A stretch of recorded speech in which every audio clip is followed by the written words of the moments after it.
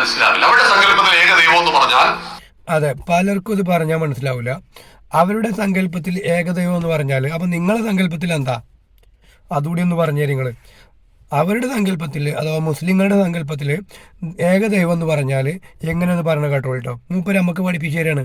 കാരണം മൂപ്പർക്ക് ഖുർആൻ മുഴുവൻ മനപ്പാടാണ്. ഹദീസുകൾ മൊത്തത്തിൽ അദ്ദേഹം കാണാതെ പഠിച്ചു വെച്ചിട്ടുണ്ട്.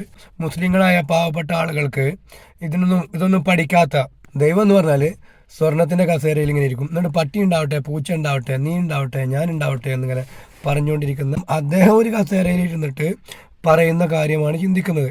അത് ദൈവത്തെ ഉപമിക്കാണ്. കേട്ടോളി. നമുക്ക് ജീവിക്കാൻ ഇത്രയും കാലം ഭൂമിയിൽ സമയം അനുവദിക്കും.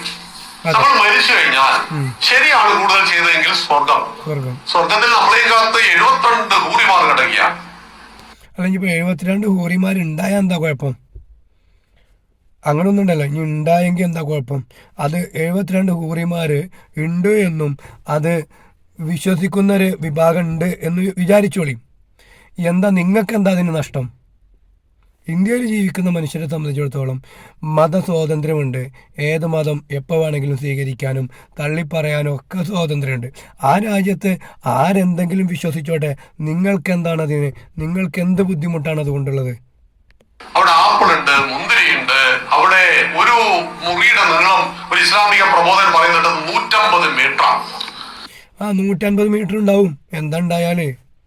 ഇപ്പോൾ ഒരു റൂം 10 റൂം എടുക്കുന്നവരുണ്ട്, 13 റൂം എടുക്കുന്നവരുണ്ട്, ഇല്ലേ? ഒരു ഡൈനിങ് ഹാൾ എടുക്കുകയാണെങ്കിൽ അത് പല അളവിൽ എടുക്കുന്നവരുണ്ട് ഭൂമി തന്നെ. പിന്നെ സ്വർഗത്തിൽ എന്തായിക്കൂടെ? സ്വർഗത്തിൽ എന്തും ആയിക്കൂടെ? ഞങ്ങൾ വിശ്വസിക്കുന്ന സ്വർഗത്തിൽ അങ്ങനെയൊക്കെ എന്തും കിട്ടും. ഒരളവൊന്നും വേണ്ട. ഞങ്ങൾ വിശ്വസിക്കുന്ന സ്വർഗത്തിൽ 150 അല്ല 5000 മീറ്റർ അളവുള്ള റൂമും കിട്ടുമെന്ന് വിശ്വസിക്കുന്ന ആളാണ് ഞാൻ. എന്താണ് പ്രശ്നം? നിങ്ങൾക്ക് എന്താണ് ഇത്ര പ്രശ്നം? അപ്പൊ ഭാര്യ പറഞ്ഞു, ഞാൻ സ്വർഗത്തിലേക്ക്. ഇത് ആരാണിത് തൂത്ത് വൃത്തിയാക്കുക? അതെ, തൂത്ത് വൃത്തിയാക്കുക. ഭാര്യ പറയാണ്, ആരാണിത് തൂത്ത് വൃത്തിയാക്കുക? ഞാനില്ല. അപ്പൊ ഈ സ്വർഗത്തിനെ കുറിച്ച് ഇയാൾക്കൊന്നും അറിയില്ല. സ്വർഗത്തെ കുറിച്ച് ഇവരുടെ വിശ്വാസം എന്താന്ന് ഒരു സ്വാമി പറയുന്നുണ്ട്. അതുകൂടി നമുക്ക് കേൾക്കാം. അതിനിടയ്ക്ക് അൻസാരി ഉസ്താദ് പറയുന്നുണ്ട്. എന്തായാലും മുഴുവനാക്കട്ടെ. 150 കിലോമീറ്റർ 150 കിലോമീറ്റർ ഇപ്പൊ മാറിയിട്ടോ. 150 കിലോമീറ്റർ ഉള്ള ഓക്കെ ആയിക്കോട്ടെ. 5000 കിലോമീറ്ററുള്ള റൂം കിട്ടുമെന്ന് വിശ്വസിക്കുന്നുണ്ട് ഞാൻ. എന്താ കുഴപ്പം? അവിടെ ചെന്ന് എന്താണ് ചോദിക്കുന്നത് കിട്ടും. 5000 കിലോമീറ്റർ റൂം ഉണ്ടെങ്കിൽ ആ റൂമും കിട്ടും. ആ റൂം ശുദ്ധീകരിക്കണമെങ്കിൽ, ശുചിയാക്കണമെങ്കിൽ, അത് വൃത്തിയാക്കണമെങ്കിൽ അതിനുള്ള ആളെയും കിട്ടും. പിന്നെ നിങ്ങൾക്ക് എന്ത് നഷ്ടം? നിങ്ങൾ വായി തോന്നിയത് കോതക്ക് പാട്ട് എന്ന് പറഞ്ഞ പോലെ പാടിയിട്ട് ഒന്നുകിൽ നിങ്ങൾ എന്ത് ചെയ്യണം? വിശ്വാസവുമായി ബന്ധപ്പെട്ട് തെളിവുകൾ സഹിതം സംസാരിക്കണം. അല്ലെങ്കിൽ അറ്റ്ലീസ്റ്റ് നിങ്ങൾ നിങ്ങളുടെ വിശ്വാസവുമായി ബന്ധപ്പെട്ട് ഒന്നുമെങ്കിൽ ആ ഗീതയെങ്കിലും ഒന്ന് വായിച്ചു നോക്കണം. ഇതൊന്നുമില്ലാതെ വെറുതെ ആളുകളെ മുന്നിൽ ഷോ കാണിക്കുക.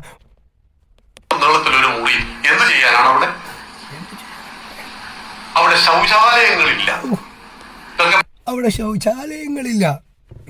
നീ ശൗചാലയമില്ല, നിനക്കെന്ത് നഷ്ടം? അവിടെ 100 ശൗചാലയങ്ങൾ ഉണ്ടായി, നിനക്കെന്ത് നഷ്ടം? ഹിന്ദുക്കളായ നമ്മളും ചിരിക്കും എന്ന് പറഞ്ഞത് നീ പറഞ്ഞ പച്ചക്കളവാണ്. കാരണം ഹിന്ദുക്കളായ ആളുകൾക്കുണ്ട് സ്വർഗത്തെക്കുറിച്ച് വിശ്വാസം. അത് വഴിയെ നീ പഠിക്കും. നീ പഠിക്കാത്ത കുറെ കാര്യങ്ങൾ നിന്നെ പഠിപ്പിച്ചിരിക്കും.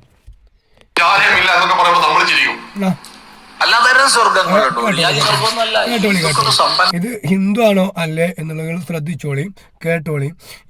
ഈ സ്വാമി എന്താ പറയണ കേട്ടോ. എന്തൊക്കെയാ അവിടെ തിന്നാനും കുടിക്കാനും അറിയോ വർണ്ണിച്ചിട്ടുള്ളത്? കുന്നുപോലെ ചോറ്, പലതരം അപ്പങ്ങൾ, സ്വർഗത്തെ കുറിച്ച്. പിന്നെ ഇപ്പൊ മുമ്പ് പറഞ്ഞ ആള് എന്തുകൊണ്ട് അങ്ങനെ പറഞ്ഞു എന്ന് വെച്ചാല് തലന്റെ ഉള്ളില് ഒന്നുമില്ല. ഇസ്ലാം എന്താണെന്ന് ഒരു 56 സെക്കൻഡ് കൊണ്ട് ഹ്രസ്വമായ ഭാഷയിൽ അദ്ദേഹം അവതരിപ്പിച്ചു. ഇസ്ലാം എന്ന് പറഞ്ഞാൽ ദൈവം ഇങ്ങനെ സ്വർണത്തിന്റെ സിംഹാസനത്തിലിരിക്കുന്നു. ഭൂമിയിലേക്ക് ഒരു സൃഷ്ടിയെ പറഞ്ഞയച്ചു കഴിഞ്ഞാൽ ഹ്രസ്വമായ കാലത്തെ ജീവിതം, പിന്നെ മരിച്ചു കഴിഞ്ഞാൽ സ്വർഗം, പൂർലിംഗങ്ങൾ, മധ്യപ്പുഴ. ഇതാണ് ഇസ്ലാം എന്നുള്ളത്. ഒരുപാട് പേര് എനിക്ക് ഈ വീഡിയോ അയച്ചു തന്നു. എന്നെ കേട്ടിരിക്കുന്ന മുസ്ലിം സഹോദരങ്ങളാണ് പറയുന്നത്. സ്വർഗം, അതിന്റെ അനുരാഗം, അതിന്റെ അനുഭൂതി വിശുദ്ധമായ ഖുർആൻ പറഞ്ഞതിനേക്കാൾ വലിപ്പത്തിലും വണ്ണത്തിലും ഹൈന്ദവ സഹോദരങ്ങളുടെ അവരുടെ പ്രധാനപ്പെട്ട ഗ്രന്ഥങ്ങൾ, വേദങ്ങളിലൊക്കെ ഉണ്ട്. അത് ചിദാനന്ദപുരി സ്വാമി സവിസ്തരം പ്രതിപാദിച്ച് സംസാരിച്ചിട്ടുണ്ട്. ഞാനത് നിങ്ങളെ ആ ക്ലിപ്പ് കേൾപ്പിച്ചിട്ടുള്ളതാണ്. എത്ര ജാതി സ്വർഗങ്ങളാ, എന്തൊക്കെയാ അവിടെ തിന്നാനും കുടിക്കാനും അറിയോ വർണ്ണിച്ചിട്ടുള്ളത്. കുന്നുപോലെ ചോറ്, പലതരം അപ്പങ്ങള്, പിന്നെ എല്ലാത്തിലും നമ്മൾ അതിന് കേട്ടല്ലോ പലതരം അപ്പങ്ങള്, കുന്നുപോലെ ചോറ്. അപ്പൊ ഒരു കുന്ന് ചോറ് മനുഷ്യന് തിന്നണോ? വേണോ? അങ്ങനെ ചിന്തിച്ചൂടെ? ഇവൻ ചിന്തിച്ച പോലെയാണെങ്കിൽ ഇവരുടെ പ്രത്യേകത എന്താണെന്ന് വെച്ചാൽ അവരുടെ മതത്തെക്കുറിച്ച് ഒന്നും പഠിക്കുന്നില്ല, പഠിക്കാൻ അവസരങ്ങളില്ല. ഇവർ ജനിക്കുന്നു, ജീവിക്കുന്നു, മരിക്കുന്നു, ജനിക്കുന്നു, ജീവിക്കുന്നു, മരിക്കുന്നു. അതിൻ്റെ ഉള്ളിലുള്ള വിശ്വാസത്തെക്കുറിച്ചോ അവരുടെ വിശ്വാസത്തിൻ്റെ ഏതെങ്കിലും ഒരക്ഷരം അത് പഠിക്കാതെയാണ് വെറുതെ ഇങ്ങനെ വാട്ടലക്കുന്നത്. എന്തായാലും ഇതുവരെ പറയുന്നു എന്ന് കേൾക്കാം. മറുപടി പറയാത്ത വേറെ കൊണ്ടല്ല, നമ്മൾ കേട്ടുകൊണ്ടിരിക്കുന്ന ഹൈന്ദവ സഹോദരങ്ങൾ ഒരു ഘട്ടത്തിലെങ്കിലും അവരെ മതഗ്രന്ഥത്തെ അവഹേളിക്കുന്നു, അവരെ പറയുന്നു തോന്നിപ്പോകും. ഇവരുടെ ലക്ഷ്യം അതാണ്. ഇല്ലെങ്കിൽ നിങ്ങളൊന്ന് ചിന്തിച്ചു നോക്കിയേ, ഹൃദയം തുറന്ന് ചിന്തിച്ചു നോക്കിയേ. ഒരമ്പലമുറ്റത്ത്, ഒരു ക്ഷേത്രത്തിന്റെ തിരുനടയിൽ നടക്കുന്ന പ്രഭാഷണത്തിൽ പോലും സ്വന്തം മതത്തിന്റെ വൈവിധ്യങ്ങളും മഹത്വങ്ങളും പറയണമെങ്കിൽ അപരമത വിദ്വേഷം, മറ്റു മതസ്ഥർ അവരുടെ ദൈവം, അവരുടെ ആചാരം, അവരുടെ അനുഷ്ഠാനം, അവരുടെ സങ്കല്പങ്ങൾ ഇത് പറയാതെ, അല്ലെങ്കിൽ ഇസ്ലാം സ്പെസിഫിക്കായി ഇസ്ലാമിനെ പറയാതെ ഒരു ആശയത്തെ അവർക്ക് പ്രതിഫലിപ്പിക്കാൻ, ഒരു സമൂഹത്തെ ഉദ്ധരിക്കാൻ അവർക്ക് കഴിയത്തില്ല എന്ന നിസ്സഹായതയാണ് ഈ കാണിക്കുന്നത് മുഴുവൻ. അതുകൊണ്ട് നമ്മൾ എന്തിനാ ഇപ്പൊ നോക്ക്, വിശുദ്ധമായ ഖുർആൻ തുടങ്ങുന്നത് എന്താണ്? ഇഖ്റ, വായിക്ക്, പഠിക്ക്, ഗ്രഹിക്ക്, മനസ്സിലാക്ക് എന്ന തത്വോപദേശമാണല്ലോ വിശുദ്ധമായ ഖുർആൻ ആദ്യം മുമ്പിലേക്ക് വെക്കുന്നത്. എന്നാൽ കുരുക്ഷേത്ര ഭൂമിയിലേക്ക് ഇറങ്ങാൻ ഒരു ഘട്ടത്തിൽ വിസമ്മതിച്ച്, അല്ലെങ്കിൽ മനക്ലേശമുണ്ടായ അർജുനോട് ശ്രീകൃഷ്ണൻ പറഞ്ഞെന്താണ്? കാരണം അർജുന ആ യുദ്ധമുഖത്തേക്ക് ഇറങ്ങാനുള്ള ബുദ്ധിമുട്ട് തന്നെ അഭിമുഖീകരിക്കാൻ പോകുന്ന തന്റെ കുടുംബക്കാർ, തനിക്ക് വേണ്ടപ്പെട്ടവര്, ബഹുമാനിക്കപ്പെടുന്നവര്. അപ്പൊ ഒരു ഘട്ടത്തിൽ ഇറങ്ങാൻ വിസമ്മതിച്ച, അല്ലെങ്കിൽ മനക്ലേശമുണ്ടായ അർജുനോട് ശ്രീകൃഷ്ണൻ പറഞ്ഞത് ഹദോവ പാപ്സിസ സ്വർഗ ജിതോവ മോഷിസ്യ മഹീം തസ്മാനുഷ്ഠിത കൗന്ദേയ യുദ്ധായി കൃതനിശ്ചയ. ഓനെ നീ യുദ്ധരണാങ്കണത്തിലേക്ക് ഇറങ്ങ്, നിനക്ക് സ്വർഗമുണ്ട്. നീ യുദ്ധത്തിൽ ജയിക്കുകയാണെങ്കിൽ നിനക്ക് ഭൂമിയിൽ അധികാരമുണ്ട്. അപ്പൊ അവിടെയും സ്വർഗം പറഞ്ഞിട്ടാണ് ആരംഭിക്കുന്നത്. ഇവരാണ് നമ്മൾ സ്വർഗം പറഞ്ഞ് പരിഹസിക്കുന്നത്. സത്യത്തില് സ്വർഗവും അതിന്റെ അനുരാഗങ്ങളും അനുഭൂതികളും ഈ സംസാരിക്കുന്ന വ്യക്തിക്ക് പോലും വേദങ്ങളിൽ എന്ത് പറഞ്ഞു എന്ന് കൃത്യമായിട്ട് അറിയില്ല. കുരുക്ഷേത്ര ഭൂമി, ഇപ്പൊ നമ്മുടെ മഹാഭാരതം, അതിന്റെ എതിർത്ത് നോക്ക്. ആ യുദ്ധമുഖത്തേക്ക് ഇറങ്ങാൻ പോലും പ്രേരിപ്പിക്കുന്നത്, ഉത്സാഹം കൊടുക്കുന്നത് പോലും സ്വർഗത്തിന്റെ പേരിലാണ്. നീ മരണപ്പെട്ടാൽ നിനക്ക് സ്വർഗമുണ്ട്. സ്വർഗത്തിലെ അനുരാഗങ്ങളാണ്, അനുഭൂതികളാണ്, അപ്സരസുകൾ. അതുപോലെ തന്നെ നമ്മുടെ ബഹുമാനപ്പെട്ട ചിദാനന്ദൻ ഒരു സ്വാമി പറയുന്നത് കേൾക്കാം, എന്തെല്ലാം തരത്തിലുള്ള ഭക്ഷണങ്ങൾ, എന്തെല്ലാം തരത്തിലുള്ള അനുരാഗങ്ങൾ. ഇവരുണ്ടത്രേ ഗന്ധർവന്മാര് പാട്ടുപാടുണ്ടത്രേ, നൃത്തം ചെയ്യാൻ. എന്തായിരിക്കും ഇതിന്റെയൊക്കെ ഒരു സുഖം? അവരെ പാട്ടുപാടി രസിപ്പിക്കാൻ ചെറിയ കുട്ടികൾ. ഇതൊക്കെ ബഹുമാനപ്പെട്ട ചിദാനന്ദപുരി സ്വാമി പറയുന്നില്ല. ഇതൊക്കെ ഇവർ കേട്ടവരല്ലേ, ഇവർക്ക് ഇതൊക്കെ അറിയാം. ഇദ്ദേഹത്തിന് അറിയത്തില്ല, ഒരുവിധപ്പെട്ട താത്വിക ആചാര്യന്മാർക്കൊക്കെ അറിയാം. പക്ഷെ അവർ പൊതുസമൂഹത്തിന് മുമ്പിൽ പറയാത്തത് കൊണ്ട്, കാരണം പഠിപ്പിക്കാൻ അവസരമില്ല. 83% വരുന്ന ഒരു ഹൈന്ദവ സഹോദരങ്ങൾ ഈ മഹാരാജ്യത്തുണ്ട്. നമ്മുടെ പ്രിയപ്പെട്ട സഹോദരങ്ങൾ, അവർക്ക് ഈ മതമോ ഈ മതത്തിന്റെ ഗ്രന്ഥങ്ങളോ 90% ജനങ്ങൾക്ക് അറിയത്തില്ല. എന്നാൽ 23% മുസ്ലിമീങ്ങൾക്ക് ഏറ്റവും കുറഞ്ഞത് ഒരു ഫാത്തിഹെങ്കിലും അറിയാം. അവരുടെ മതഗ്രന്ഥത്തിന്റെ അടിസ്ഥാന മൂല്യങ്ങൾ അവർക്കറിയാം. നമ്മൾ ഈ രംഗത്ത് ഉദ്ധരിക്കപ്പെട്ടതിന്റെ 10-1 ഇപ്പം ഹൈന്ദവ സഹോദരങ്ങളെല്ലാം അവര് എപ്പോഴും വേദനിച്ച് പറയുന്ന ഒരു കാര്യമാണ് ആത്മഹത്യ കൂടുതൽ. രാഹുൽ ശർമ്മയുടെ ആത്മഹത്യ കൂടുതൽ, അതിന് മാതാപിതാക്കളെ നോക്കാത്തവര്. എടാ, ഞങ്ങൾ ഈ സ്വർഗവും ഊർലീങ്ങളും മദ്യപ്പുഴയൊക്കെ പറഞ്ഞിട്ട് ഞങ്ങളുടെ സമൂഹത്തിൽ എന്തുണ്ടായി? നിങ്ങൾ ശ്രദ്ധിക്കണ്ടേ? ഇതൊന്നും പറയാതെ മഹത്തായ വൈവിധ്യം പുഴുങ്ങി എന്ന് പറഞ്ഞിട്ട് നിങ്ങൾക്ക് എന്തുണ്ടായി? നിങ്ങൾ ഇപ്പോഴും ഈ സമീപകാലത്തല്ലേ ശശികല ടീച്ചർ പറഞ്ഞത് ഞങ്ങളുടെ പിള്ളേർക്ക് പെണ്ണ് കിട്ടുന്നില്ല എന്ന്? അപ്പോഴും മുസ്ലിം സഹോദരങ്ങളെ പുകഴ്ത്തിയല്ലേ പറയുന്നത്? എന്തുകൊണ്ട്? ഞങ്ങൾ ആ രൂപത്തിലേക്ക് ഞങ്ങളുടെ സമൂഹത്തെ ആ രൂപത്തിൽ മദ്രസ, മതപഠനം ഒക്കെ കൊണ്ട് ഞങ്ങൾ ഉദ്ധരിച്ചു.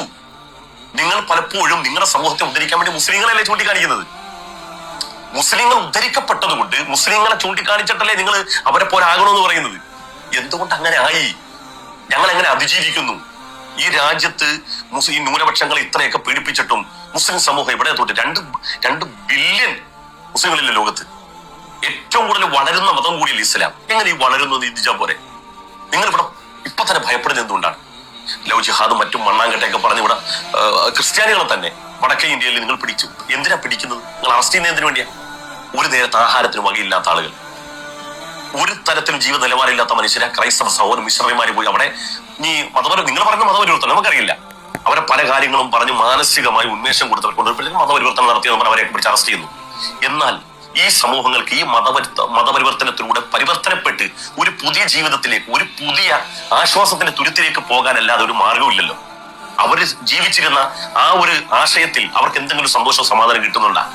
അത് കിട്ടാത്തോണ്ടാ മറ്റൊന്നിലേക്ക് പോകുന്നത്. ഈ രാജ്യത്ത് വ്യാപകമായിട്ട് ഞാൻ എടുത്തു പറയാം, നിങ്ങളെയൊക്കെ പേടിച്ചിട്ട്, ഭരണകൂടത്തെ പേടിച്ചിട്ട് എത്രയോ ആളുകൾ, എനിക്കറിയാമല്ലോ, രഹസ്യമായി പരിശുദ്ധമായി ഇസ്ലാം ആശ്ലേഷിക്കുകയും ആരാധനാ മുറകൾ വളരെ രഹസ്യമായിട്ട് ചെയ്യുന്ന ആളുകളെയൊക്കെ എനിക്കറിയാം. അവരൊന്നും പരസ്യപ്പെടുത്താത്തത് ഭരണകൂട പീഡിപ്പിക്കുന്നുണ്ടാ. പക്ഷെ അവരുടെ വിശ്വാസത്തെ തൊടാൻ നിങ്ങളെ കൊണ്ട് കഴിയില്ല. അപ്പൊ നിങ്ങളുടെ ആശയം മഹത്തരമാണ് എങ്കിൽ ആശയത്തിന്റെ മഹിതമായ തലങ്ങൾ പഠിപ്പിച്ചു കൊടുക്കുക.